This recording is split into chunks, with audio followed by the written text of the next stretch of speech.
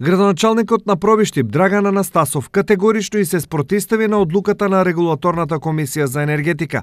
Според неа, цената на водата во рударскиот град треба да се зголеми за цели 3,5 денари по кубик, што за граѓаните е непотребен нов трошок. Според градоначалникот Анастасов, со предлогот за нова цена на водата, регулаторната има свои планови. Од страна на Регулаторната комисија имаме обврска да се покачи, односно нивната цел после неколку години е да се изравни водата во однос на правните лица и физичките лица. Општина Пробиштип по методологијата и анализите направени треба да се покачи водата за 3,5 денари по кубик.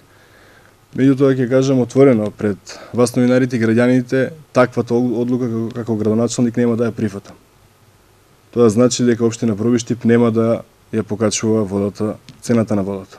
Одлуката на градоначалникот и надлежните од јавното претпријатие во Пробиштип е заедничка и таа се базира на анализи кои потврдуваат дека со реорганизација во работењето, јавното претпријатие во Пробиштип може успешно да работи и со сегашната цена. На последниот состанок кој што го има со јавното комунално претпријатие, нивна обврска е да достава до Советот на општина Пробиштип за покачување на цената на водата.